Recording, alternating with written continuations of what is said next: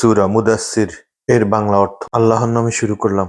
হে চাদরে মোড়ানো, উঠুন, সতর্ক করুন, আপন পালনকর্তার মাহাত্ম্য ঘোষণা করুন। আপনার পোশাক পবিত্র করুন এবং অপবিত্রতা থেকে দূরে থাকুন। অধিক প্রতিদানের আশায় অন্যকে কিছু দিবেন না এবং আপনার পালনকর্তার উদ্দেশ্যে সবর করুন। যেদিন সিংহায় ফু দেয়া হবে সেদিন হবে কঠিন দিন। কাফেরদের জন্য এটা সহজ নয়। যাকে আমি অনন্য করে সৃষ্টি করেছি তাকে আমার হাতে ছেড়ে দিন। আমি তাকে বিপুল ধন সম্পদ দিয়েছি এবং সদাসঙ্গী পুত্রবর্গ দিয়েছি। তাকে খুব সচ্ছলতা দিয়েছি। এরপরও সে আশা করে যে আমি তাকে আরো বেশি দেই। কখনোই নয়। সে আমার নির্দেশসমূহের বিরুদ্ধাচারণকারী। আমি সত্তরই তাকে শাস্তির পাহাড়ে আরোহণ করাবো। সে চিন্তা করছে এবং মন স্থির করেছে। ধ্বংস হোক সে, কিরূপ সে মন স্থির করেছে। আবার ধ্বংস হোক সে, কিরূপ সে মন স্থির করেছে। সে আবার দৃষ্টিপাত করেছে। অতঃপর সে ভ্রূকুঞ্চিত করেছে এবং মুখ বিকৃত করেছে। অতঃপর পৃষ্ঠ প্রদর্শন করেছে ও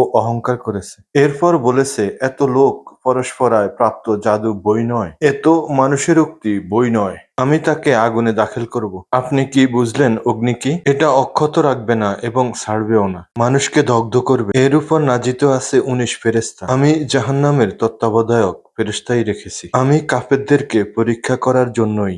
তারা এই সংখ্যা করেছিল যাতে কিতাবীরা দৃঢ় বিশ্বাসী হয়, মুমিনদের ঈমান বৃদ্ধি পায় এবং কিতাবীরা ও মুমিনগণ সন্দেহ পোষণ না করে, এবং যাতে যাদের অন্তরে রোগ আছে তারা এবং কাফেরেরা বলে যে আল্লাহ এর দ্বারা কি বোঝাতে চেয়েছেন। এমনি ভাবে আল্লাহ যাকে ইচ্ছা পথ ভ্রষ্ট করেন এবং যাকে ইচ্ছা সৎপথে চালান। আপনার পালনকর্তার বাহিনী সম্পর্কে একমাত্র তিনিই জানেন। এটা তো মানুষের জন্য উপদেশ, বই নয়। কখনোই নয়। চন্দ্রের শপথ, শপথ রাত্রির যখন তার অবসান হয়, শপথ প্রভাতকালের যখন তা আলোক উদ্ভাসিত হয়। নিশ্চয়ই জাহান্নাম গুরুত্ব বিপদসমূহের অন্যতম, মানুষের জন্য সতর্ককারী।